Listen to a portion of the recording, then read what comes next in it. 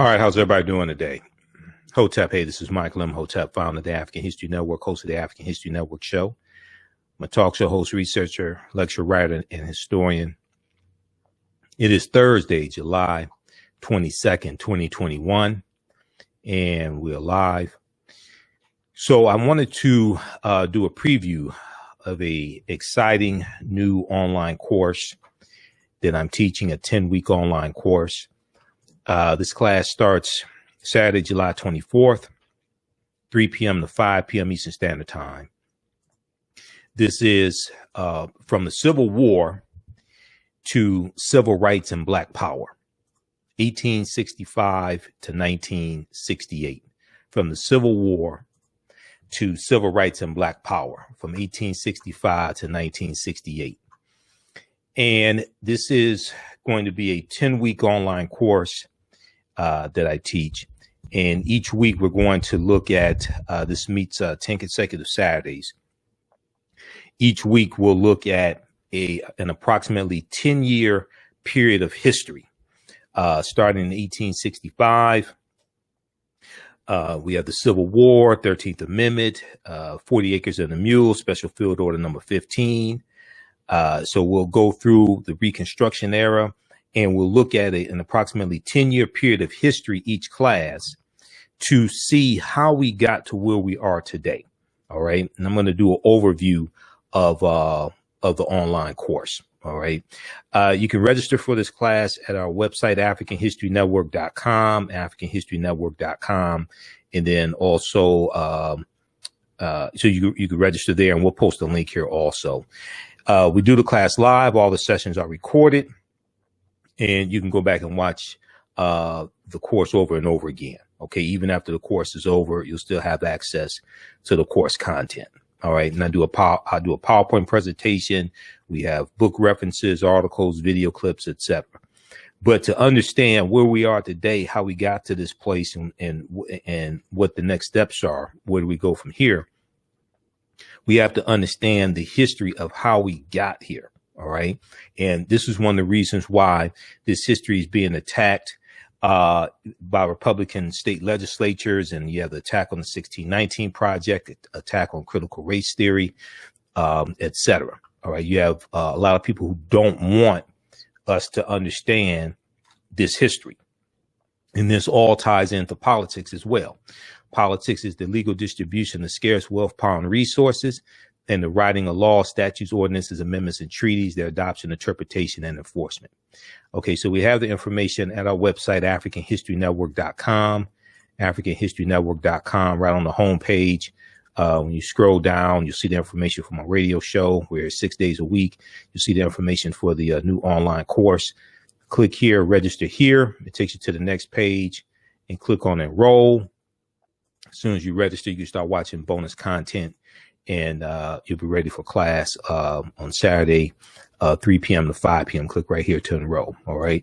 So I want to pull up the PowerPoint presentation here. Everybody share this broadcast on your social media platforms. Invite your friends to tune in as well.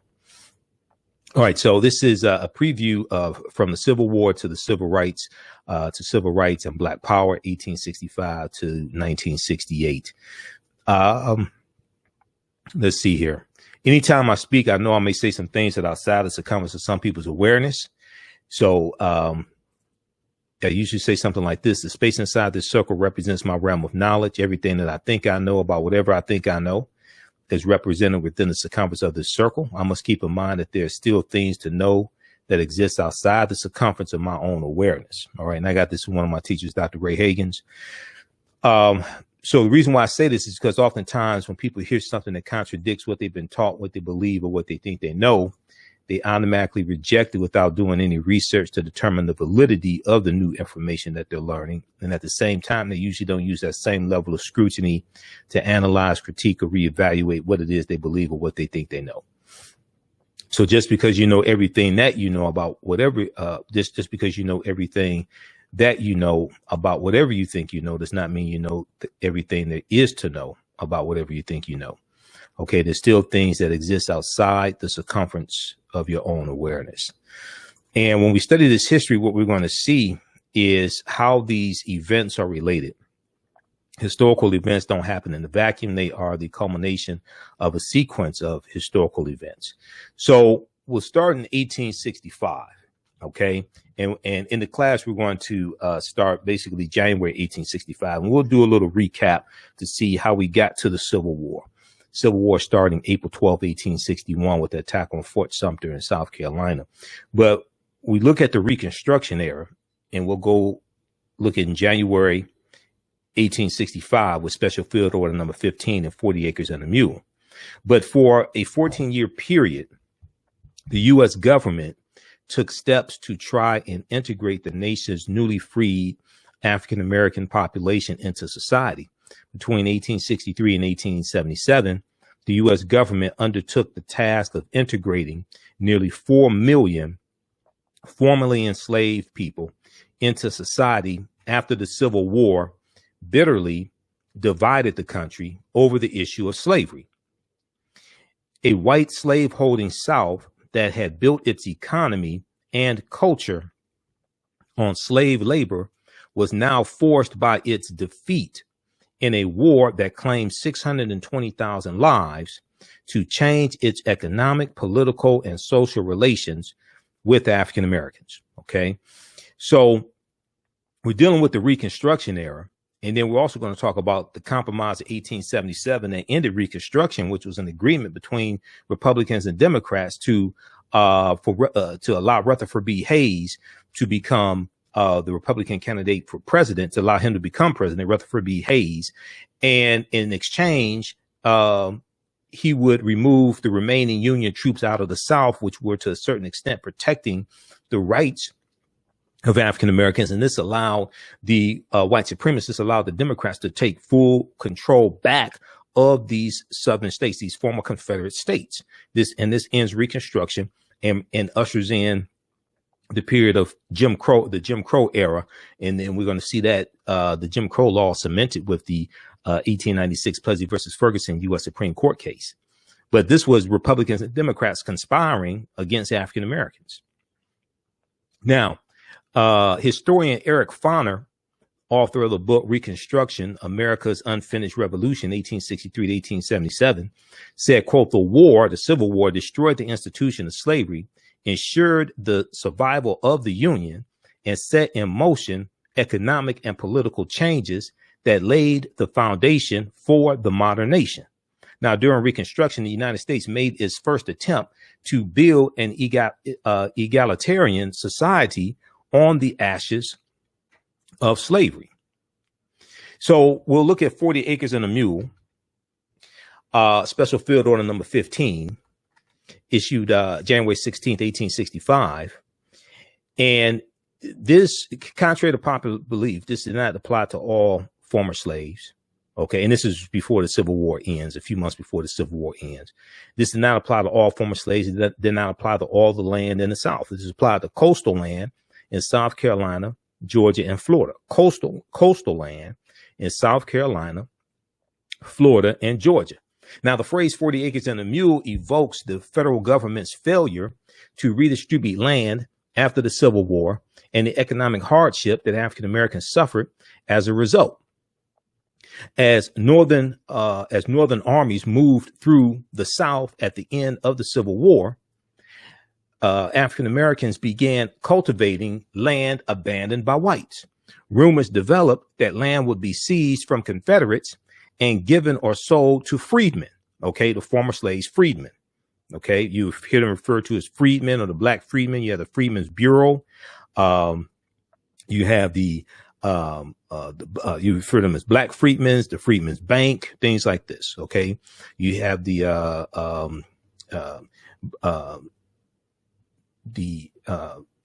Black Indian Freedmen, the Black Indian treaties of 1866. We're going to see after this as well. We'll talk about that in the class, and you'll see the black freedmen referred to as members of these Native American nations. Many of them were former slaves of these Native American nations, the Choctaw, Chickasaw, Creek, Cherokee, and Seminole Indians. Okay. All right. Now, rumors developed that land would be seized from Confederates and given or sold to freedmen. These rumors rested on solid foundations. abolitionists, on Sound Foundations, abolitionists had discussed land redistribution at the beginning of the Civil War. And in 1863, President Abraham Lincoln ordered 20,000 acres of land confiscated in South Carolina, sold to freedmen in 20-acre plots. Secretary of the Treasury, Salmon Chase, expanded the offering to 40 acres per family. Now, once again, this is not going to, it's going to end up being 400,000 acres of land, 400,000 acres of land that go to about 40,000 African-American families. Okay. It doesn't go to all the former slaves. It's about 3.9 million free enslaved African people. It doesn't go to all of them. And what's going to happen is majority of this land is going to be taken back by President Andrew Johnson, who succeeds Lincoln when Lincoln is assassinated, when he's shot April 14th, 1865 at the Ford Theater. Now, when we look at General William T. Sherman, who issued Special Field Order number 15, this Special Field Order redistributed roughly 400,000 confiscated acres of land in Low Country and South Carolina, in Low Country, Georgia, South Carolina, but also Florida. It's going to be Georgia, South Carolina, and Florida. Okay. And it's going to be Georgia, South Carolina, and Florida, and it's going to be coastal land. Now, when the Freedmen's Bureau was established in March of 1865, it was created partly to redistribute confiscated land from Southern whites. It gave legal title for 40-acre plots to African Americans and white Southern Unionists. All right. But what's going to happen is President Andrew Johnson, who succeeds Lincoln after Lincoln's assassinated, and Andrew Johnson was sympathetic to the Confederacy and sympathetic to the Southern plantation owners, he's going to take the majority of that land back. After the war was over in 1865, April 1865, the Civil War ends. President Andrew Johnson returned most of the land to the former white slave owners. At its peak during Reconstruction, the Freedmen's Bureau had 900 agents scattered across 11 southern states, handling everything from labor disputes to distributing clothing and food to starting schools to protecting freedmen from the Ku Klux Klan. So the Ku Klux Klan is founded December 24th, 1865 in Pulaski, Tennessee, about a week or so after the 13th Amendment is adopted. It's adopted December 18th, 1865. And we're going to see the Klan that was founded as a fraternal organization. We're going to see the Klan grow in strength, and they're going to attack African Americans. They're going to lynch African Americans, but they're not just attacking African Americans. They're also attacking white Republicans. They were attacking white Republicans as well and lynching some of them also, even though the majority of the people who are going to be the victims of lynching are African Americans, specifically African American men. We know also from 1882 to 1968, there's about 4,743 people lynched in this country, 72% are African American. At NAACP.org, they have a section dealing with lynchings, and they deal with a whole history of lynchings. And they talk about from 1882 to 1968, 4,743 people were lynched. Mississippi was the state with the most number of lynchings. They had about 581 lynchings. But also during that period of time, there were 1,297 white people lynched as well, because the Klan and other domestic terrorist organizations are also attacking white Republicans also and lynching them as well. Okay, let's continue here. How's everybody doing? Share this broadcast on social media platforms. Invite your friends to tune in. So we're doing an overview of a new 10-week online course that I teach. This is going to be on Saturdays, 3 p.m. to 5 p.m. Eastern Standard Time. This is from the Civil War to Civil Rights and Black Power, 1865 to 1968. Visit our website, AfricanHistoryNetwork.com, AfricanHistoryNetwork.com. You can register for the 10-week online course there. Okay. Each class will break down an approximately 10-year period of time to get a better understanding of this history, starting in 1865, the year the Civil War ended and the 13th Amendment was ratified, to get a better understanding of this history, how all these historical events are connected, understanding politics and how laws and policies shape conditions, and understand how we got to where we are today so we know where to go from here. On the homepage of our website, when you scroll down, you'll see the information for the online course. Click right here to register here, and it'll take you to the next page. On the next page, just click on enroll. Okay. Click on enroll. Class is regularly $130, is on sale $80. Click right here to enroll. As soon as you register, there's bonus content that you can start watching, and you'll be ready for class on Saturday, 3 p.m. to 5 p.m. Eastern Standard Time. Now, all the sessions are recorded. All the sessions are recorded, so you can go back and watch it over and over again, and you don't have to worry about missing class. We record the classes live. You can go back and watch those also. You'll still have access to the online course even after the 10-week course is over with. So next year, you can still go back and watch the same course content. You'll still have access to it. I'm going to post the link to the online course there. You can register for it. As soon as you register, you can start watching content. How's everybody doing? Share this broadcast on your social media platforms. Invite your friends to tune in as well. And you can ask questions in class also. We have a live text chat. Okay, so you can see me. I can't see you. You can ask questions in class also. So during this Reconstruction period, we have the 3 Reconstruction constitutional amendments. 13th Amendment that ends chattel slavery. 14th Amendment of 1868 that gives citizenship to the formerly enslaved African Americans. 14th Amendment, then the 15th Amendment, which guarantees the right to vote for African American men. Doesn't apply to African American women in 1870, but is ratified February 3rd, 1870, the 15th Amendment. Now, as written, the 15th Amendment does not explicitly grant anyone the right to vote. And nowhere in the U.S. Constitution, does it explicitly give anyone the right to vote. The 15th Amendment protects the right to vote. Okay. The 19th Amendment, the 19th Amendment, guarantees the right to vote to women. Okay. 19th Amendment of 1920. Okay. And then also you're going to have, later in 1971. Okay. Later in 1971, the, 26th Amendment, to the U.S. Constitution is going to, July 1st, 1971, the 26th Amendment is going to lower the, voting age, minimum voting age from 21 down to 18. Okay. That's the 26th Amendment, 1971 under, Richard Nixon.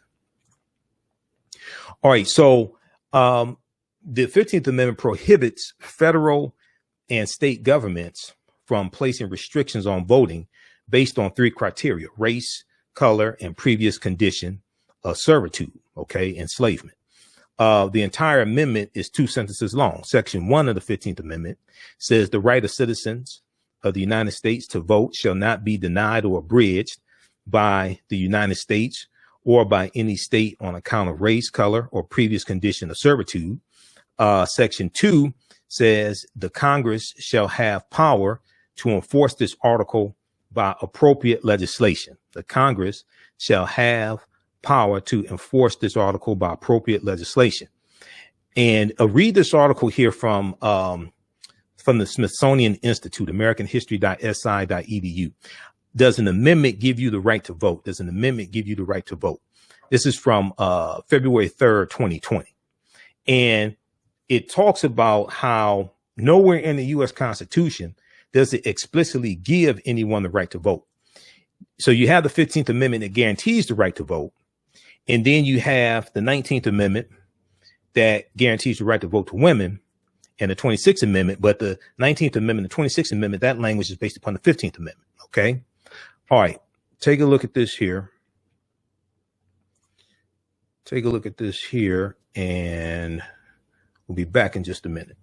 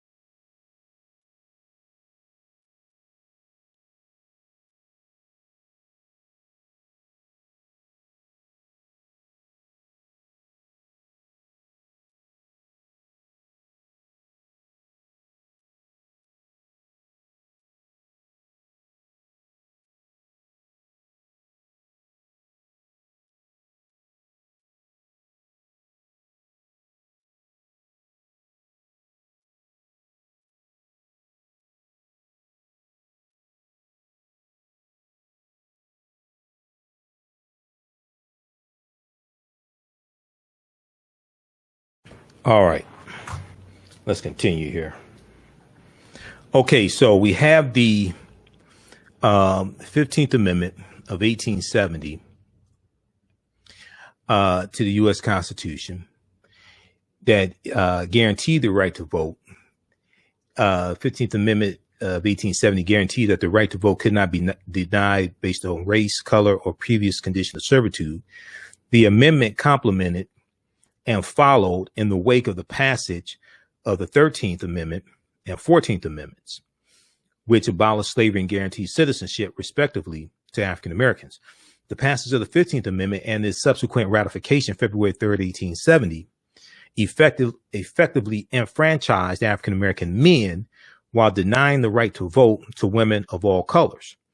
Women would not receive that right until the ratification of the 19th Amendment of 1920. All right. So this is still during the Reconstruction era. And what we're going to do, this is just a preview of the 10-week online course. But what we'll do is each class will go through and analyze a 10-year period of history. We're going to go through this chronologically, analyze a 10-year period of history so we can really dig in and see what happened, see how these historical events are connected, see the laws and policies put in place to put us in the predicament that we are today. Okay. So once we understand how we got here, we have a better understanding of what we need to do, what the next steps are.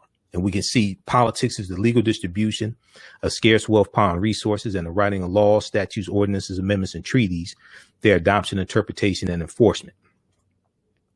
And all the fights that are taking place today over critical race theory and suppressing what can be taught in schools as far as the history of slavery and systemic racism and all this stuff.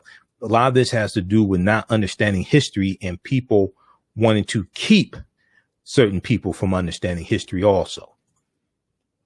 All right. Let's continue here. Let me see here. Okay. So let's continue. Now, after the Civil War, during the period known as Reconstruction, 1865 to 1877, and we'll do a Reconstruction in class number 1, the amendment was successful. 15th Amendment was successful in encouraging African Americans to vote.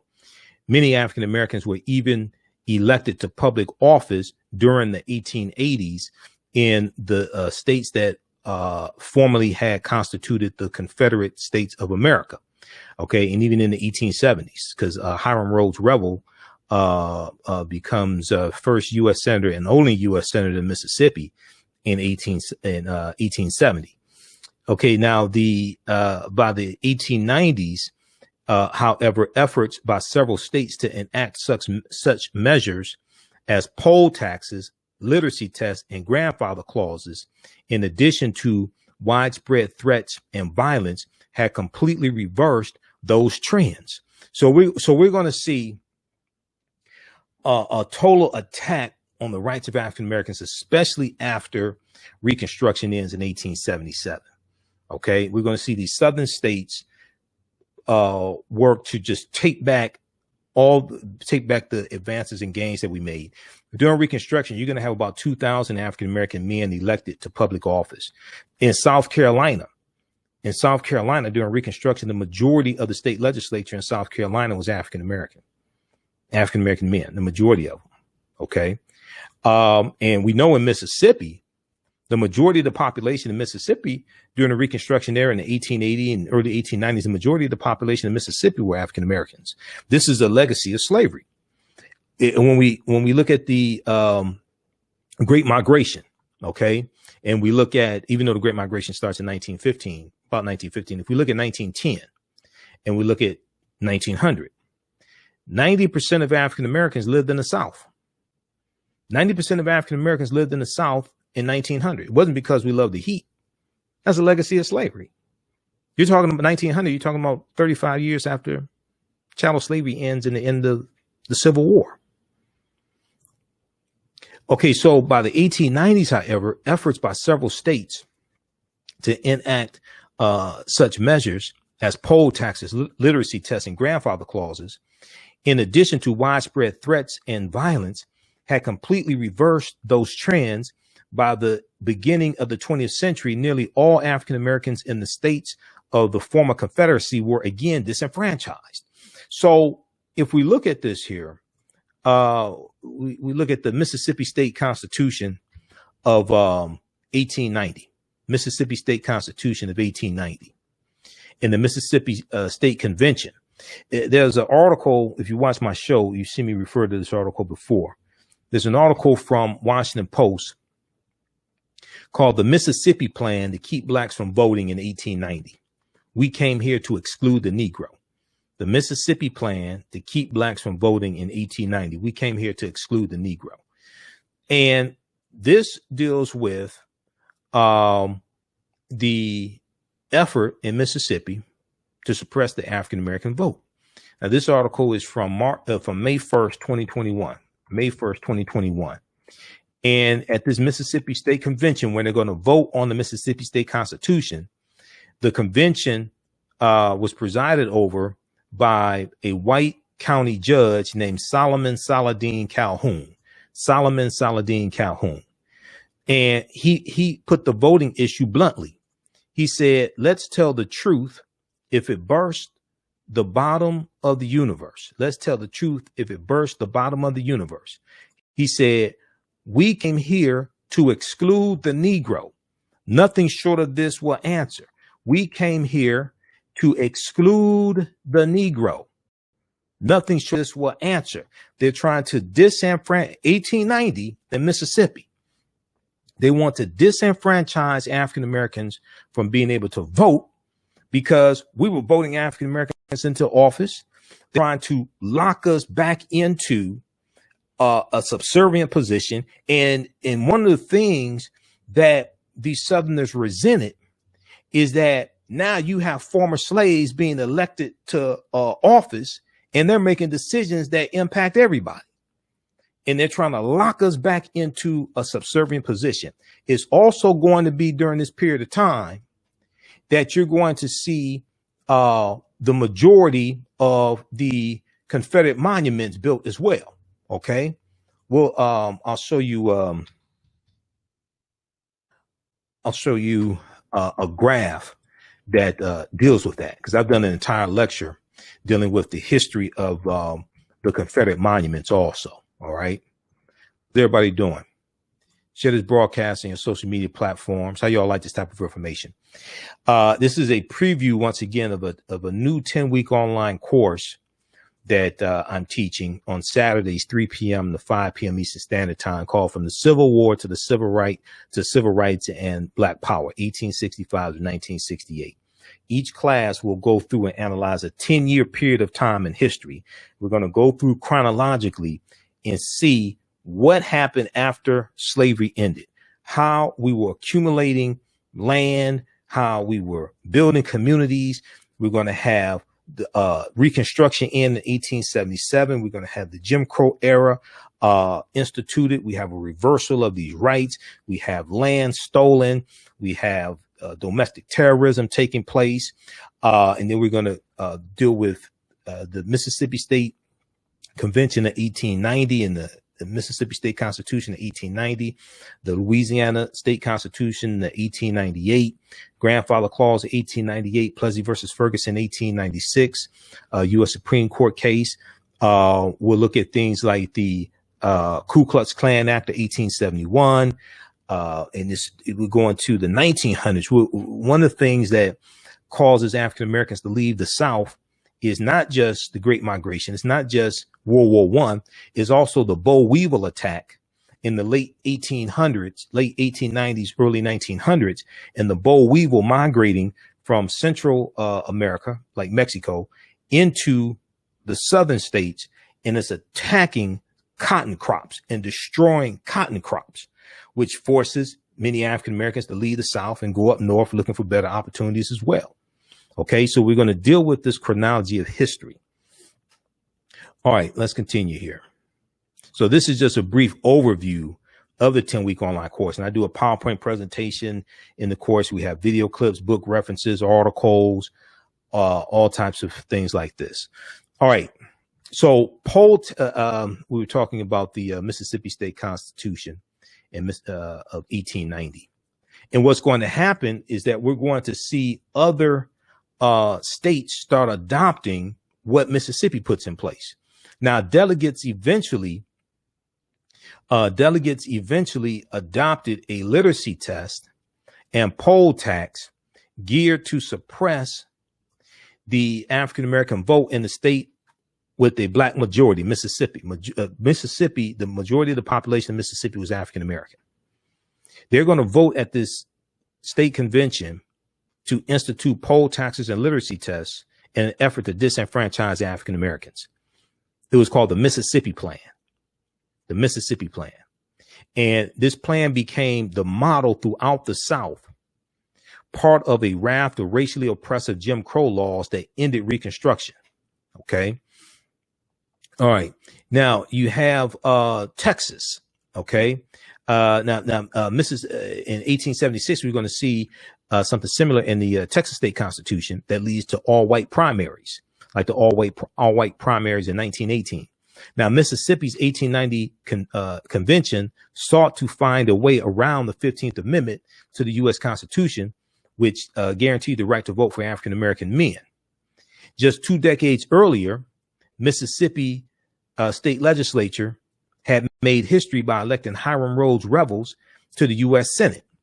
He was the first African American member to serve in either house of Congress, but that moment of racial progress quickly vanished. Okay, this is a picture of Hiram Rhodes Revels. He was the only African American U.S. senator from Mississippi, the only one. Hiram Rhodes Revels. After Rutherford B. Hayes removed all federal troops from the South, southern states in 1877, white Democrats who has supported slavery and the Confederacy began regaining control of the states from black and white Republicans. Okay. And you're going to have Isaiah T. Montgomery, who was the president he was the mayor of Bayou, Mississippi, and the founder of Bayou, Mississippi. Isaiah T. Montgomery. He was the only African American who was at the Mississippi State Convention, and he votes to disenfranchise African Americans. Okay, Isaiah T. Montgomery. He was an African American man. He was the mayor of Bayou, Mississippi, and the founder of Bayou, Mississippi. Here's a picture, Isaiah T. Montgomery. I think he's related to Senator Tim Scott of South Carolina. Okay. Black Tea Party Republican Senator Tim Scott. I think he's related to him one way or another. I think Senator Tim Scott and Isaiah T. Montgomery are related. Okay, but read this article here from the Washington Post. The Mississippi Plan to keep blacks from voting in 1890. We came here to exclude the Negro. And what's going to happen is that other southern states are going to adopt poll taxes and literacy tests, things like this, obstacles to the 15th Amendment. They're going to put those in. They're going to adopt those in their state constitutions also. All right, let's continue.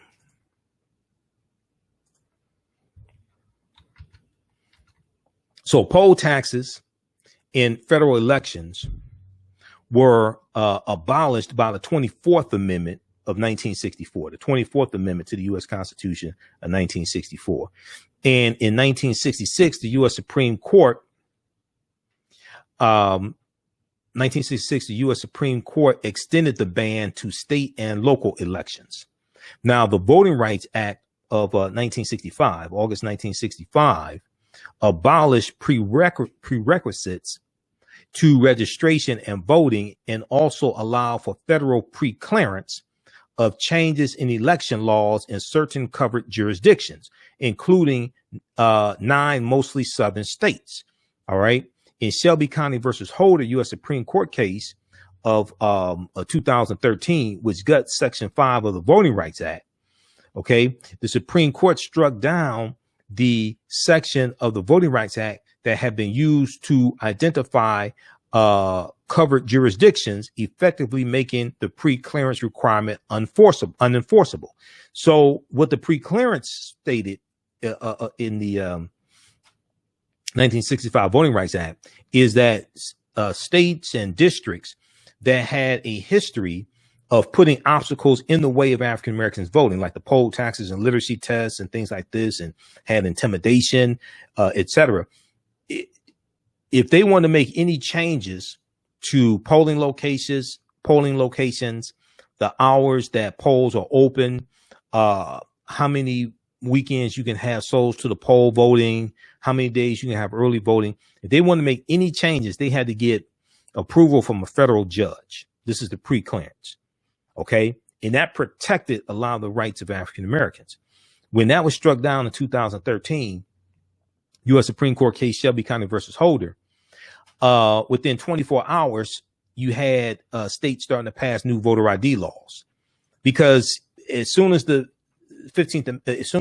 Voting Rights Act went into place, you had people trying to figure out ways around it to put obstacles in the way of us voting once again. So because of Shelby County versus Holder, the 2016 presidential election, there were 868 fewer polling places. 868 fewer polling places in the 2016 presidential election.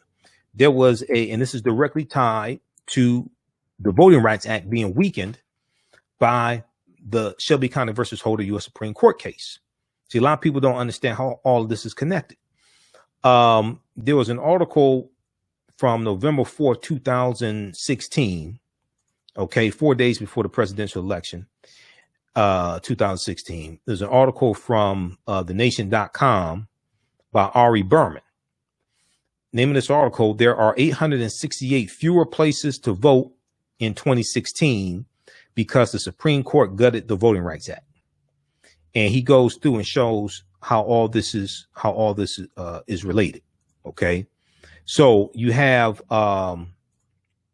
check out this article. Now, today, nearly half of counties that previously approved voting changes with the federal government have cut polling places this election. And then that negatively impacted the 2016 presidential election, because you had 868 fewer polling places. A lot of those polling places were shut down in African American communities, which causes longer lines and different things like this. So you have that piece. Now, today, there are approximately 1,700 fewer polling places. There was a article from Mother Jones. It's a good piece from who is that? I think that's from Mother Jones.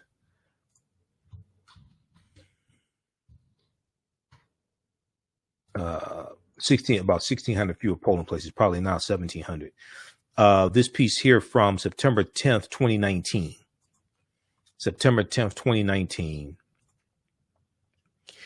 More than 1,600 polling places have closed since the Supreme Court gutted the Voting Rights Act of 1965. Now, so we're seeing a direct correlation between 1965, which is part of the civil rights movement, and one of the crowning achievements of the civil rights movement, the Voting Rights Act of 1965, and then the attack on it by Republicans with the Supreme Court case of Shelby County versus Holder, 2013, which was a direct backlash also to President Barack Obama being reelected in 2012. And in 2012, the percentage of African Americans registered to vote who actually voted was a record 66.6%. 66.6% of African Americans registered to vote actually voted in the 2012 presidential election. And that was the first presidential election where the percentage of African Americans who voted was higher than the percentage of white people who voted. This scared the hell out of a lot of Republicans. So they come back the next year with the Shelby County versus Holder challenge, goes to the Supreme Court. Supreme Court guts Section 5 of the Voting Rights Act. More than 1,600 polling places have been closed since the Supreme Court gutted the Voting Rights Act. Now the voter suppression bills that have passed like in Georgia, SB 202, and what they're trying to push through the Texas state legislature, and what they're trying to push through other state legislatures. If the Voting Rights Act was fully intact, if Section 5 had not been gutted, those bills would not be able to pass through the state legislature because they would have to get approval from a federal judge to be able to make the changes that they're trying to make. The reason why the Voting Rights Act of 65 was needed is because of what happened with the Compromise of 1877, what happened with Mississippi in 1890, and these poll taxes and literacy tests that are being put in place in states in the late 1890s. What happened in 1890 and 1898 is directly impacting what's taking place right now in 2021. So we have to understand how all of this is connected and all these laws and policies are impacting us so we understand how to fight against them. Okay. All right. So everybody share this broadcast on your social media platforms. Be sure to follow us here on our Facebook fan page, The African History Network, The African History Network, and also my YouTube channel, Michael Imhotep, IMHOTEP. Okay. Britannica.com has some good basic information on the 15th Amendment. Check that out. Britannica.com, the 15th Amendment. Let's continue here. Now, this is all during the Reconstruction era. Now, this is just a preview. This is just a preview of what we're going to cover in the online course. This is going to be 10 consecutive Saturdays. Each Saturday, we're going to go through and break down. It's about a 2-hour class. We're going to go through and break down a 10-year period of history. Okay. Who still needs to register for the online course? I'm going to post a link here so you can register for it. As soon as you register, this bonus content is you can start watching also. All right. Now, when we deal with the force acts, the 4 force acts during Reconstruction, force acts in U.S. history, these were a series of 4 acts passed by Republican Reconstruction supporters in the Congress between May 31st, 1870 and May 1st, 1875 to protect the constitutional rights guaranteed to African Americans by the 14th and 15th Amendments. The major provisions of the acts authorized federal authorities to enforce penalties upon anyone interfering with the registration, voting, office holding, or jury service of African Americans. Okay. These are the force acts in during Reconstruction from 1870 to 1875. You're going to have these 4 acts that are going to pass Congress and be signed into law. These acts empower the president to use military force to make summary arrests. Under the Act of April 20th, 1871, also known as the Ku Klux Klan Act of 1871, 9 South Carolina counties were placed under martial law by President Ulysses S. Grant in October of 1871.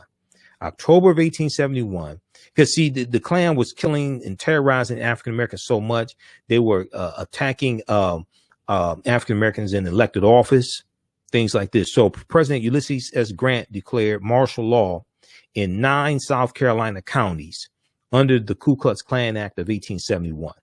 This act and earlier statutes resulted in more than 5,000 indictments and 1,250 convictions throughout the South.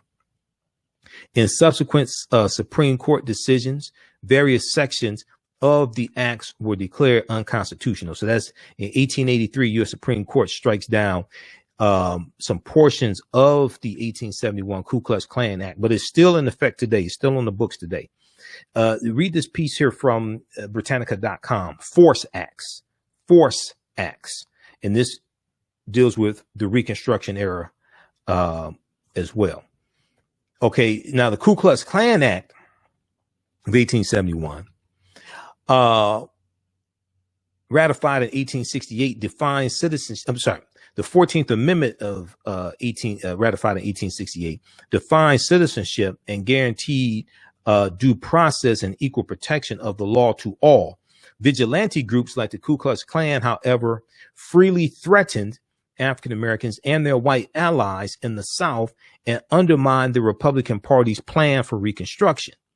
The bill authorized the president to intervene in the former rebel states that attempted to deny any person or any class of persons of the equal protection of the laws or of equal privileges or immunities under the laws.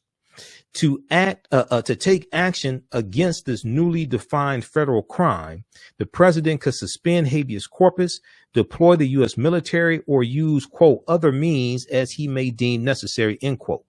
Now, this information, this comes from history.house.gov. History.house.gov. Now, house.gov is the official website of the U.S. House of Representatives. And house.gov and senate.gov, official website of the U.S. Senate, they have a history section there as well. This is from history.house.gov, the Ku Klux Klan Act of 1871. Okay, so this is just a brief overview of the content that we're going to deal with in the online course. And we're going to go through our history decade by decade to see what happened, why it happened, how we got here, and how all this affects us today. 1890, the Mississippi State Convention. We came here to exclude the Negro. We just talked about this, the article from the Washington Post. They instituted literacy tests and poll taxes, things like this, to disenfranchise African Americans.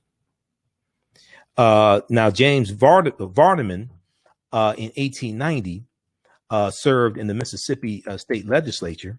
He said, quote, "There is no use to equivocate or lie about the matter."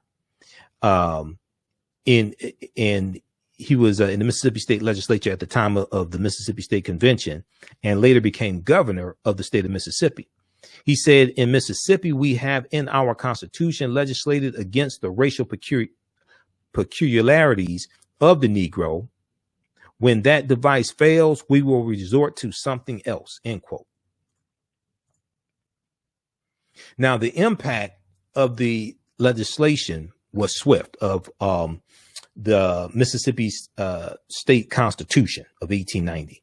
The impact of the legislation was swift. By 1910, registered voters among African Americans dropped to 15% in Virginia and under 2% in both Alabama and Mississippi, according to historian Donald J. Nyman in his book, Promises to Keep African Americans and the Constitutional Order, 1776 to the present. Read this article here from history.com. History.com is the official website of the History Channel. How Jim Crow era laws suppressed the African American vote for generations. How Jim Crow era laws suppressed the African American vote for generations. Okay. And what we are seeing today that's taking place in 48 state legislatures, 389 voter restriction bills, based upon a big lie that the election was stolen from Donald Trump. No, it wasn't. He lost. Based upon a big lie, we see the same thing that took place in Mississippi in 1890. We see them implementing these obstacles to African Americans and Latinos and Asian Americans and college students and elderly white people who vote through mail-in ballots. We see them putting these obstacles in place to maintain power so Republicans can win more elections with a declining population.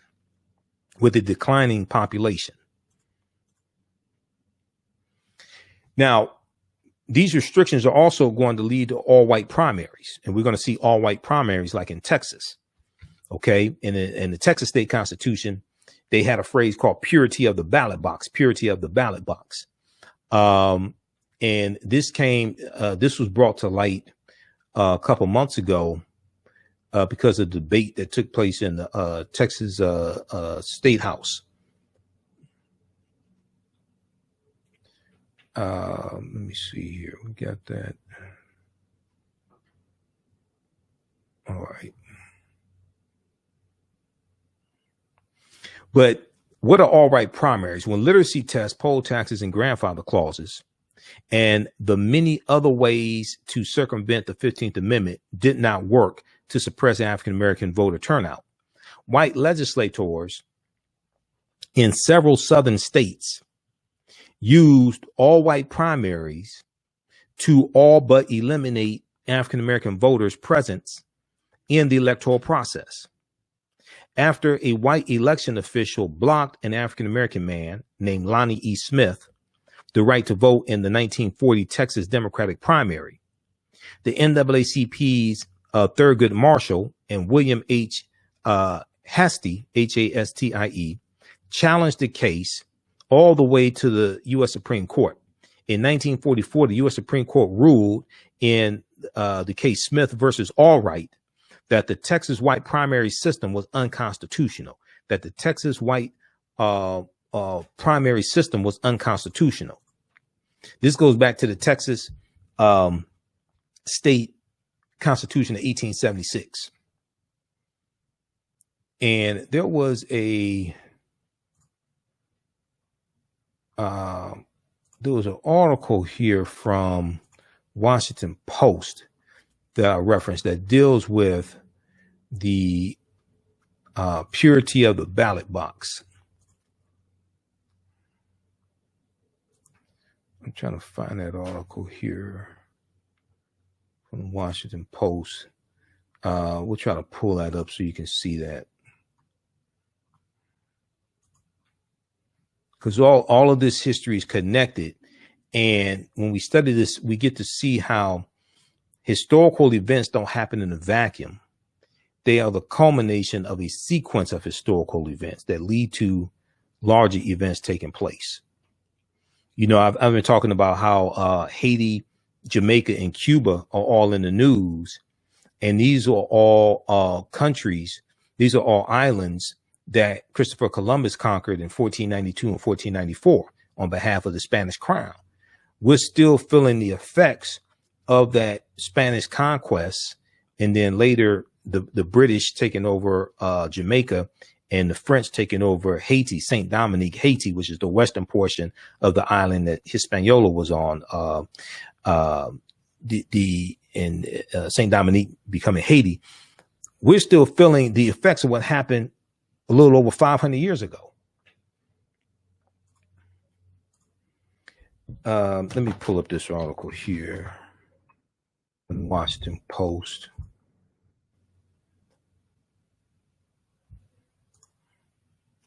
Okay, just a second. How's everybody doing? How y'all like this type of information? Now, if you've taken my other online course, the other 10-week online course that I teach, Ancient Kemet, the Moors, and the Ma'afa, Understanding the Transatlantic Slave Trade, what they didn't teach you in school, this new class picks up where the old one leaves off, okay, in general. Read this article here from the Washington Post. A Texas bill drew ire for saying it would preserve purity of the ballot box, okay, for saying it would preserve purity of the ballot box. Here's the phrase's history, okay? A Texas bill drew ire for saying it would preserve purity of the ballot box. Here's the phrase's history, okay? Now, this article is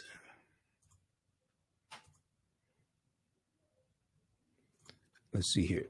This article is from May 9th, 2021. So this article is not from, 1921.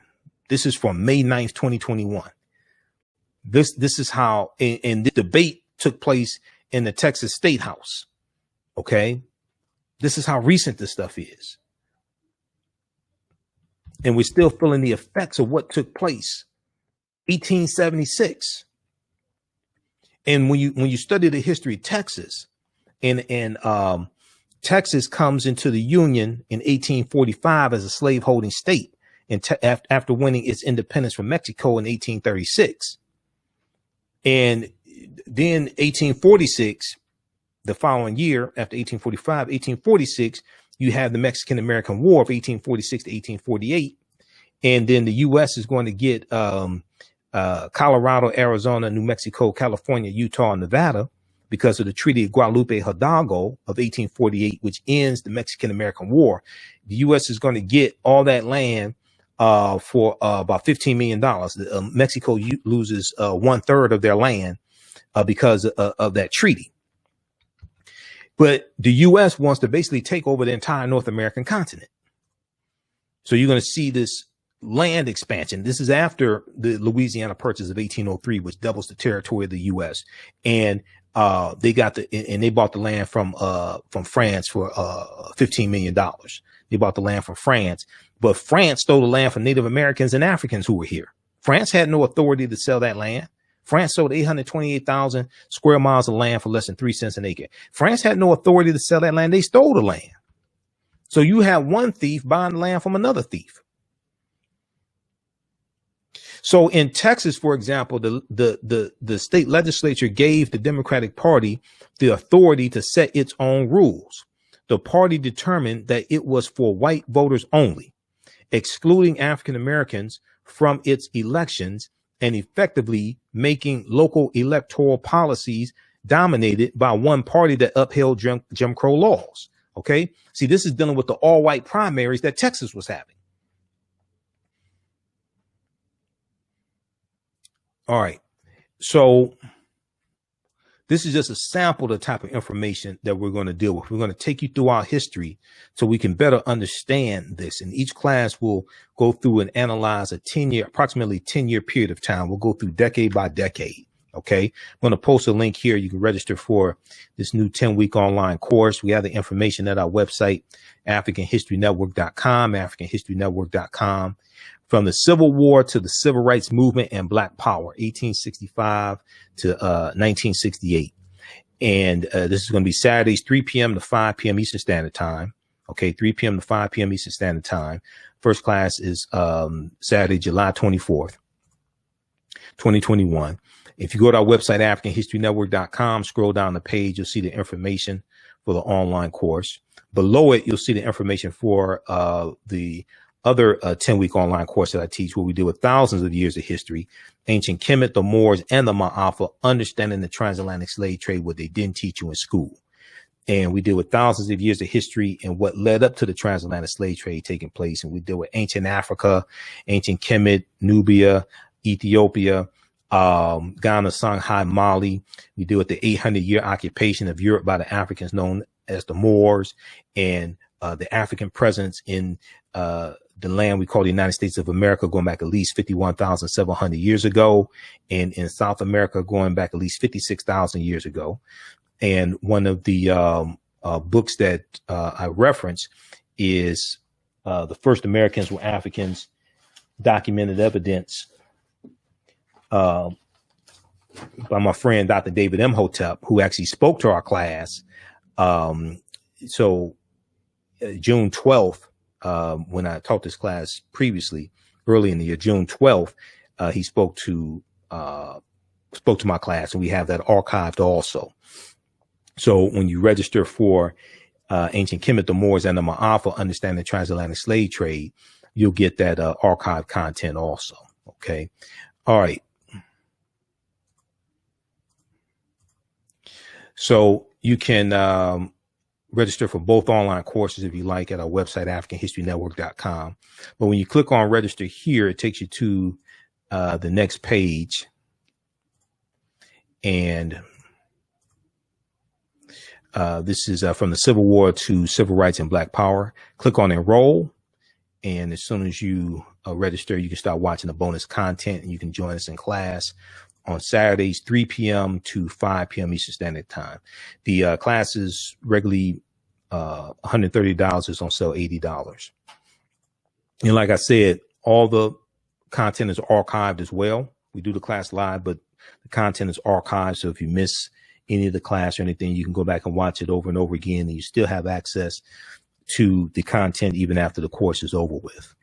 All right, so we have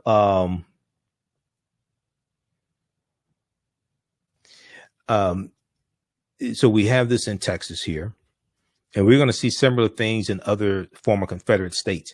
Now, when we look at the Great Migration, we'll talk about World War I, 1914 to 1918. We'll deal with Henry Ford, 1908 in Highland Park, Michigan.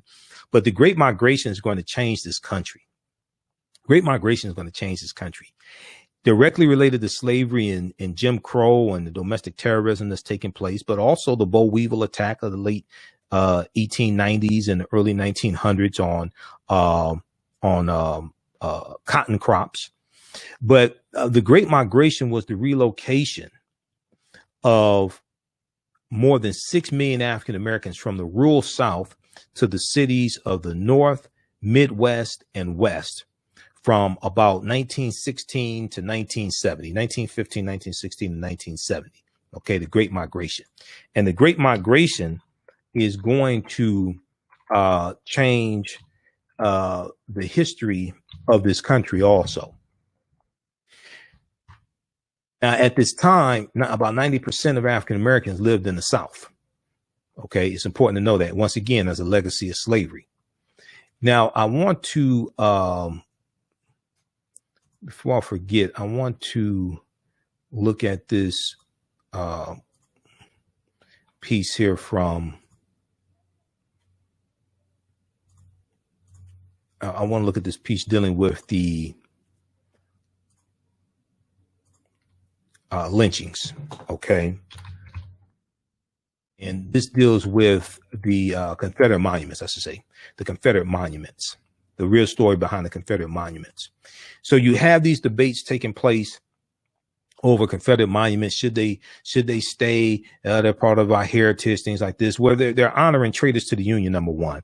We just saw the statues of General Robert E. Lee and Thomas Stonewall Jackson removed from Charlottesville, Virginia, from the park there in Charlottesville, Virginia, where the Unite the Right rally took place in August 2017. And what a lot of people don't know is that these Confederate monuments were not built right after slavery ended. They're built during two main periods of time in history. Okay. And this chart here, the real story behind all those Confederate monuments from motherjones.com, this chart here lays out this history and what happened. So you have two main periods of time that these Confederate monuments are built. Basically about 1895 to about 1915. And then from about 1954, 1955 to 1970. So you're looking at the civil rights movement. So you're looking at Jim Crow era. Okay. And if we look at this chart here, this graph, from about 1885, they show about 1885 to about 1895, right in that period of time. Blacks lose vote, Jim Crow laws enacted. Okay. This is during that period of time that we're talking about after Reconstruction. Then we look at 1900 to 1915. Lynchings, lost cause myth, KKK monument building. And I said lost cause myth, KKK monument building. So we're going to see that from 1900 to 1915, we're going to see this lost cause myth being pushed, that the Civil War, that the Confederacy fought the Civil War for states' rights, wasn't about slavery, things like this whole lost cause myth. We're going to see a rise in the Ku Klux Klan in 1915. And it's going to continue in the 1920s. Rise in the Ku Klux Klan because of the movie The Birth of a Nation. Okay. That rejuvenates the Ku Klux Klan, comes out in 1915. And then during the Civil Rights era, about 1955 or so to 1970, that's going to be the second largest period of time that Confederate monuments are being built, and they're being built in opposition to the civil rights movement. All right. So these Confederate monuments and statues, most of this wasn't built right after the Civil War ended, anything like this. They were built to terrorize African Americans and to lock us into a low position in society and remind us of the low position in society that we are supposed to have, that white supremacists think we are supposed to have. This graph illustrates something that even a lot of liberals don't always get. Most of the monuments were erected right after. Most of the monuments were not erected right after the Civil War. In fact, all the way to 1890, there were very few statues or monuments dedicated to Confederate leaders. Most of them were built much later. And okay, so then they go through and they have a little brief timeline of history as well. Civil War, Reconstruction, Reconstruction era ends, lynching skyrocket, 1875 and 1895. African Americans are steadily disenfranchised. All Southern whites to enact Jim Crow laws. In 1896, Jim Crow is cemented into place when the Supreme Court rules it constitutional. That's Plessy versus Ferguson. 1895 to 1915. With African Americans disenfranchised and Jim Crow law safely in place, Southern whites continue their campaign of terror against African Americans. This era features continued lynchings, the growing popularity of lost cause revisionist histories, a resurgence of white supremacy organizations like the Klan, because the Klan had largely died out by 1915. You have a new resurgence of the Klan in 1915 after the movie The Birth of a Nation debuts February 8th, 1915. This movie is going to cause race riots in the streets when we really go in and talk about this movie in the class. And you're going to have the Reverend William Joseph Simmons, who late 1915, after seeing the movie The Birth of a Nation, is going to launch a reincarnation of the Ku Klux Klan. Okay. And this reincarnation is going to have both Democrats and Republicans as members of the Klan. Okay. And the erection of Confederate statues and monuments in larger numbers. We're going to see this. The revisionist histories, a resurgence of white supremacy organizations like the KKK, and the erection of Confederate statues and monuments in large numbers. This is 1895 to 1915. 1915 to 1955, the Jim Crow reigned safely throughout the South. And because of these Jim Crow laws, because of what happens in the end of Reconstruction, because of what happens in the late 1890s, this causes the need for a modern day civil rights movement. 1955, the civil rights era starts with the Supreme Court case of Brown versus Board of Education, and Supreme Court rules that Jim Crow laws are unconstitutional. Southern whites mount massive and violent resistance and start putting up Confederate monuments again in direct opposition to the civil rights movement. They're also going to use the Confederate battle flag of Northern Virginia under General Robert E. Lee's army, that most people think is the Confederate flag. They're going to use that as a symbol of opposition to the civil rights movement as well. And they're going to start naming a lot of schools after Confederate heroes as an opposition to the civil rights movement also. Okay, so all this is taking place during that period of time.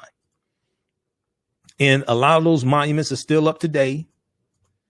A lot of those schools are still named after Confederate traitors. They committed treason based upon Article 3, Section 3 of the U.S. Constitution. So if we look quickly here at the Great Migration, the Great Migration was the relocation of more than 6 million African Americans from the rural South to the cities of North, Midwest, and West from about 1960 to 1970, driven from their homes by unsatisfactory economic opportunities and harsh segregationist laws. Many African Americans headed north, where they took advantage of the need for industrial workers that first arose during the First World War, World War I. During the Great Migration, African Americans began to build a new place for themselves in public life, actively confronting racial prejudice, as well as economic, political, and social changes to create an African American urban culture that would exert enormous influence in the decades to come. We're going to see things like the Harlem Renaissance. We're going to see things like the Universal Negro Improvement Association, which starts in 1914 in Jamaica with Marcus Garvey, and he comes to the U.S. in 1916, and he's building chapters of the UNIA. We're going to see the in 1915, we're going to see the Association for the Study of Negro Life and History founded. Okay. And we see February 8th, 1915, the birth of movie, The Birth of a Nation, that promotes the image of the happy slave. We're going to see that movie debut. We're going to see that we fight against the people like Charlotta Bass of the California Eagle, a black newspaper in California, and people like William Monroe Trotter in Boston. We're going to launch campaigns against the movie The Birth of a Nation. We're going to have people like Oscar Micheaux to make movies that are in opposition to the depiction of African Americans in the movie The Birth of a Nation. Okay, we're going to see things like the Red Summer of 1919, the Red Summer of 1919 take place, and during the Red Summer of this is William Monroe Trotter. During the Red Summer of 1919, you're going to have over 25 major race riots in this country, and this is the year after World War I ends. And a lot of these white men, when they went to fight in the war, they left jobs behind. When they came back, these jobs were being filled by African Americans and immigrants who were here, and this causes racial conflicts. And you had African American men who went to the war. We learned how to fight, how to kill, how to shoot, things like this. So we're bringing back those skills back to our communities, and we're using those skills to protect our communities when these race riots break out. The Red Summer 1919 marked the culmination of steadily growing tensions surrounding the great migration of African Americans from the rural South to the cities of the North that took place during World War I. When the war ended in late 1918, thousands of servicemen returned home from fighting in Europe to find that their jobs in factories, warehouses, and mills had been filled by newly arrived Southern African Americans or immigrants. Amid financial insecurity, racial and ethnic prejudices ran rampant. Meanwhile, African American veterans who had risked their lives fighting for the cause of freedom and democracy found themselves denied basic rights such as adequate housing and equality under the law, leading them to become increasingly militant. So when these brothers come back home, they had a new concept. They were called the New Negro. The New Negro. Now, at the same time, you have the formation of the Association for the Study of Negro Life and History, founded September 9th, 1915 by a co-founder by Dr. Carter G. Woodson. Okay, you had a big race riot in Chicago in 1919. We had the Harlem Renaissance, 1910s, 1930s. Okay, but you're going to have Dr. Carter G. Woodson, who co-founded the Association for the Study of Negro Life and History, September 9th, 1915. And all this is taking place. All this is coinciding. The New Negro, and they're called race men who have pride in their race. And when these brothers come back home from World War I, they say, we want all of our rights now. We want first-class citizenship now. Okay, not 100 years from now. They say we fought for this country. We shed blood for this country. Some of us died for this country. So they're coming back fighting against the Jim Crow laws. 1920, then 1920, you have the Ocoee Massacre in Florida. Okay, 1920, which is the Klan is fighting against African Americans exercising their right to vote. 1921, you have the Tulsa Race Massacre in 1921, June 1st, 1921. 1923, you have the Rosewood Massacre in Rosewood, Florida. Okay, all this is taking place during this same period of time. And then you're going to have Negro History Week that is created in 1926. Okay, the second week in 1926 by Dr. Carter G. Woodson. You have Negro History Week. And he's creating the Associated Publishers, Inc. publishing company to publish books by African-American scholars and publish textbooks for our schools, things like this. All right. All this is happening. All right. Then we go into also in the 1920s, you have the rise of the Ku Klux Klan, and the Klan is going to become very powerful once again. 1929, we have the stock market crash, October 1929, which cast the country into the Great Depression. And then we go into we're going to go into Herbert Hoover, who runs for president in 32. We go into World War I, 1941 and 1945. Baby boomer generation, and then all these bills, the New Deal, that the New Deal bills, the Minimum Wage Act of 35, Social Security Act of 35, GI Bill of 44, 45. All these policies are going to be put in place. And a lot of these policies, African Americans are going to be locked out of various ways. Then after World War II ends, then we're going to see the deindustrialization of the inner cities and the suburbs being built. And the Federal Housing Act of 1949 that allows white people to put 3% down on low interest loans and get houses built in the newly formed suburbs, and the redlining system that was enacted by the federal government. And redlining is being used to discriminate against us from buying homes in these newly formed suburbs, and oftentimes from buying homes in the inner city as well, and buying property in the inner city. And the redlining system is being adopted by insurance companies and banks. Okay. So we're going to see how all this takes place. And it also locks us out of, to a certain extent, locks us out of being able to buy homes and accumulate wealth and intergenerational wealth through home ownership also. So let's see here. Okay. Then we go into the civil rights movement. 55 to 1970. And then in 66, we had the Black Power movement beginning. 1966 with SNCC, Student Nonviolent Coordinating Committee, and Kwame Ture and Willie Ricks, Mukasa Dada.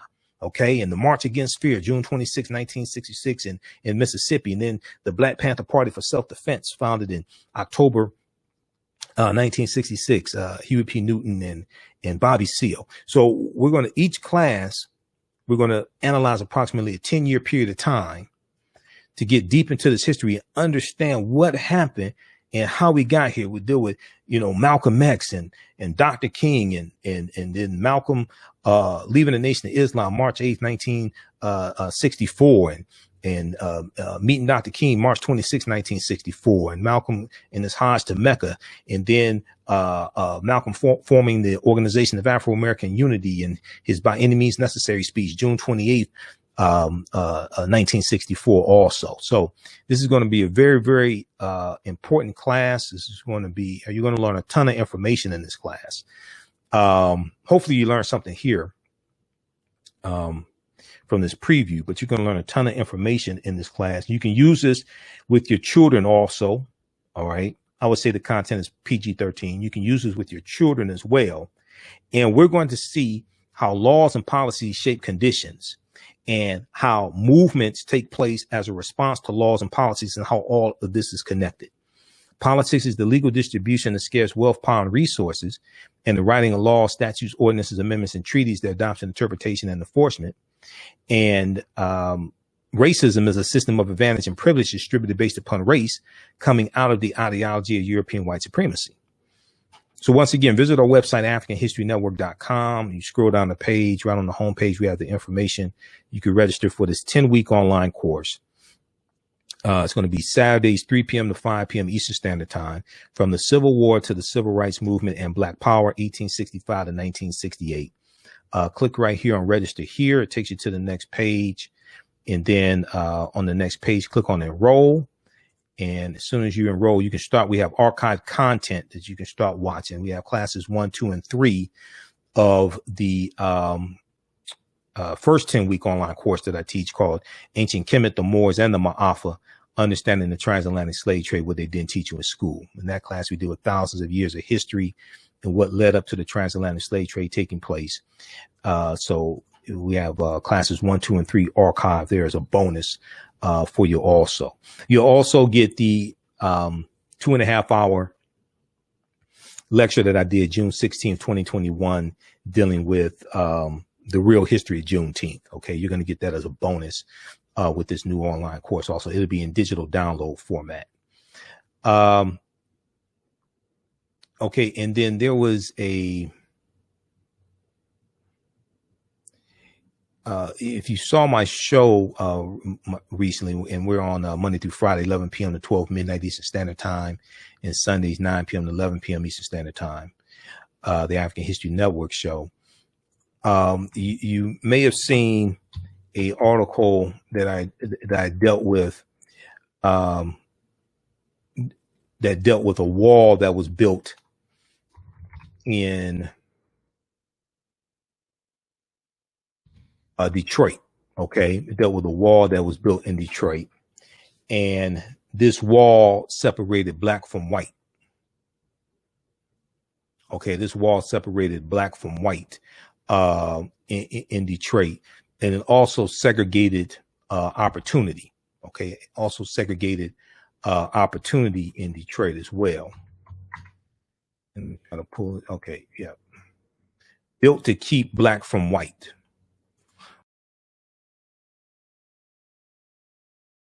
Discrimination coming from the federal government and in buying homes and things like this. And another thing that we're going to deal with in the class is the U.S. Interstate Highway Acts. The U.S. Interstate, another thing we'll deal with in the class are the U.S. Interstate Highway Acts in 1952 and 1956 that drove 41,000 miles of U.S. interstate highways all across the country, and it's going to run through. About 1,600 African American communities. Okay. And it's also going to run through Greenwood, the Greenwood district in Tulsa, Oklahoma in 1970. Interstate 244 and US Highway 75. They're going to run through and wipe out some of the remaining African American owned businesses, and land's going to be taken by eminent domain. And we're going to see this happen all throughout the country. It happened in Detroit. I-375 runs through Black Bottom, which was a residential district, and Paradise Valley, which was an entertainment district, business district. It's going to wipe out a lot of homes and businesses. But check out this piece here. This is about a 14-page article, July 19th, 2021, from NBC News in conjunction with Bridge Detroit. It's fantastic reporting here. And one of the things it shows is how these laws and policies were put in place, and a lot of these policies coming from the federal government, negatively impacting African Americans. Okay. All right. So follow us on our Facebook fan page, The African History Network, The African History Network, and on our YouTube channel, Michael Imhotep, IMHOTEP. Turn on live notifications so you know when we go live. If you like this broadcast, just give us a thumbs up. Click on the thumbs up button also. Register for the online course. We posted the link here. And you can also visit our website, AfricanHistoryNetwork.com. And all of my DVD lectures and digital downloads are at our website, AfricanHistoryNetwork.com. You can register for the other online course as well, Ancient Kemet, the Moors, and the Ma'afa, Understanding the Transatlantic Slave Trade, what they didn't teach you in school. Okay, look, we have to get out of here. We'll see you in class on Saturdays, 3 p.m. to 5 p.m. Eastern Standard Time. Remember, right now it's correct wrong behavior. It's not over till we win. Wakanda forever. And we'll talk to you next.